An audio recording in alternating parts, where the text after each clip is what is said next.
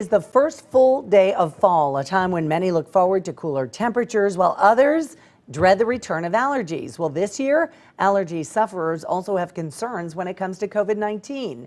Fox 2's Margie Ellisor is joining us to talk about the key differences and what it means for those dealing with fall allergies. I don't have them, Margie, but I know a lot of people do, and it is brutal for some. Absolutely. And, yesterday we kind of touched on the cold, the flu, and COVID, and how do you tell the difference? We just barely speaked about allergies. So I thought we'd break it all down for you this morning. There are some key differences between having those seasonal allergies and COVID-19. Some of those include, doctors say the key differences between the two. For example, COVID-19 causes a fever and chills, which is not a common symptom of seasonal allergies. Other symptoms more common with the coronavirus include muscle and body aches, new loss of taste or smell, nausea, or vomiting and diarrhea. More common with allergies, of course, as allergy sufferers know, itchy or watery eyes and sneezing. Now, those are simple to recognize. Unfortunately, there are symptoms they both can share, like cough, shortness of breath, fatigue, headache, sore throat, congestion, or runny nose. With that said, seasonal allergies do not usually cause shortness of breath or difficulty breathing unless a person has a respiratory condition such as asthma that can be triggered by exposure to pollen. Now, because of some of the symptoms of COVID-19 and seasonal allergies that they're so similar, they can vary from person to person, so it's difficult to tell the difference. You may need to get a test to confirm your diagnosis.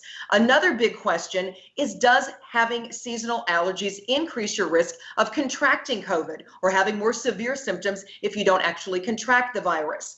Well, doctors say right now there's just not enough scientific evidence to know whether seasonal allergies put you at a higher risk of contracting the virus or having more severe symptoms if you do contract it.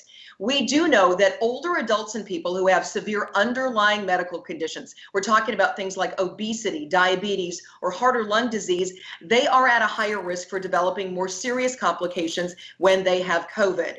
Finally, and allergy sufferers know this, just protect yourself from seasonal allergies. Limit your time outdoors on those high pollen days. Chris always lets you know which are those days.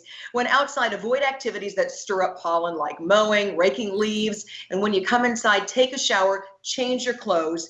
You can also, by the way, invest in a portable air cleaner. I've heard from some that really works and it keeps the inside temperature comfortable, whether it's with air conditioning, heat pumps, fans, and window shades.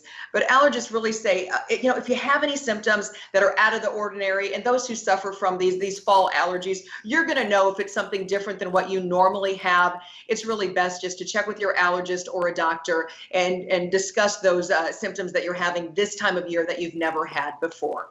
Hope that clears it up a little bit. There's still really a gray area in there, Randy, but that's the best we can do right now. There's just not a lot of scientific evidence about all this. Oh, no, it's also new to everybody. Yeah. Okay, thank you so much. And by the way, Chris often posts the pollen counts and things like that on his Twitter page, social media. He said, "Is this the reason you're sneezing?" So it's a great tool to check out as well.